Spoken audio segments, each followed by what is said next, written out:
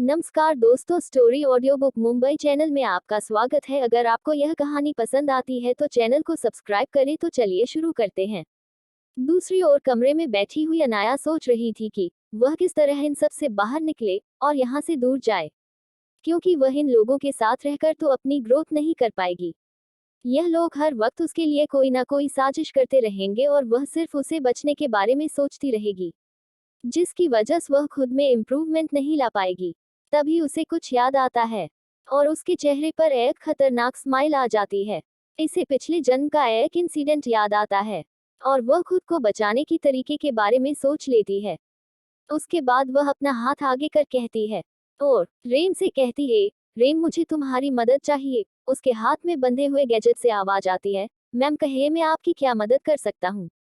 अनाया कहती है, रेम तुम इस हॉस्पिटल के डेटाबेस को हैक करो और मेरी न्यू लेटेस्ट रिपोर्ट में कुछ बदलाव कर दो। रेम कहता है, मैम आप किस तरह का बदलाव करना चाहती है।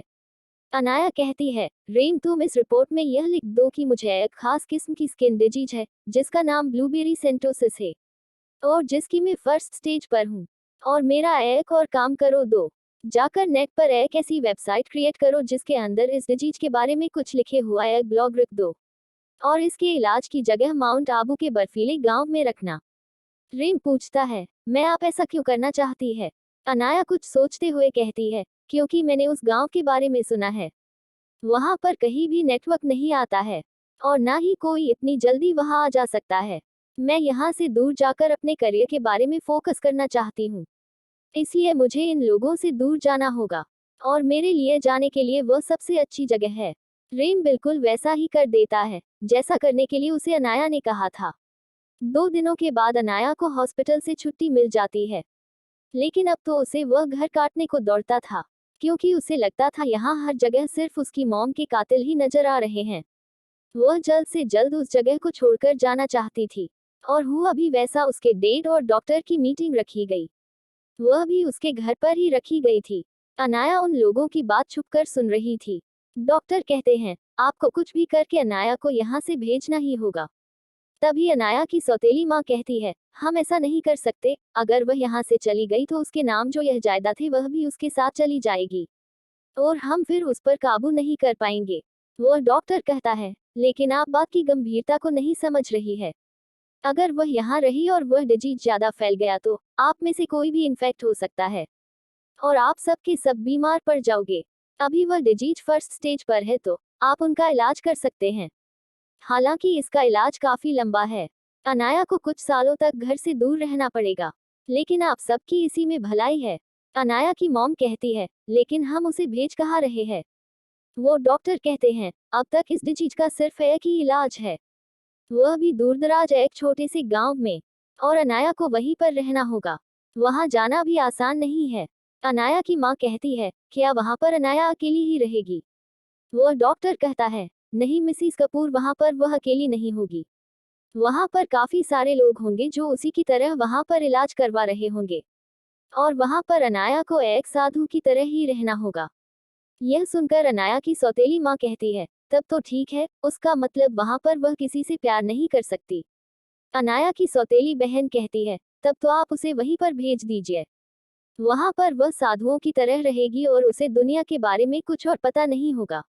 हमारे लिए वहां से वापस आने के बाद उसे बेवकूफ बनाकर विशाल से शादी करवाना आसान हो जाएगा।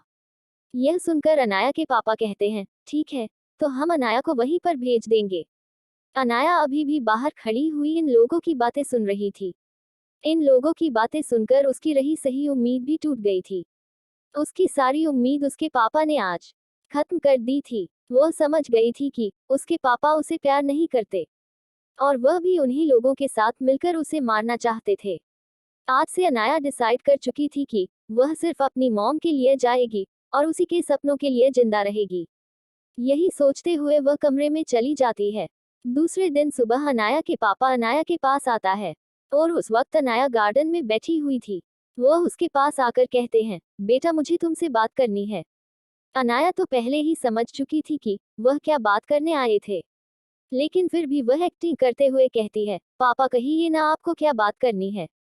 अनाया के पापा कहते हैं, बेटा तुम्हें एक खास तरह की बीमारी है जिसके इलाज के लिए तुमने यहाँ से दूर जाना होगा। अनाया मासूम सी शक्ल बनाकर उदासी भरी आवाज में अपने पापा से कहती है, नहीं बाबा, मैं यहाँ से दूर नहीं जाना चाहती। यहाँ पर आप सभी लोग हैं ना। अनाया के पापा भी एक्टिंग करते हुए अनाया के सिर पर हाथ रखते हुए कहते हैं, नहीं बेटा, तुम्हारा इलाज यहाँ नहीं हो सकता। मैंने डॉक्टर से पहले ही पूछ लिया है। अगर हो सकता तो मैं तुम्हें खुद से दूर थोड़ी ना जाने देता है। यह सुनकर अनाया के दिल में एक टीस सी उठती है कि उसके पापा और कितनी एक्टिंग करेंगे। अब तो वह अपने पापा की शक्ल भी नहीं देखना चाहती थी, इसीलिए वह अपनी आवाज धीमी करते हुए कहती है, ठीक है पापा, जैसा आप कहे। फिर वो पूछती है, कब जाना है मुझे?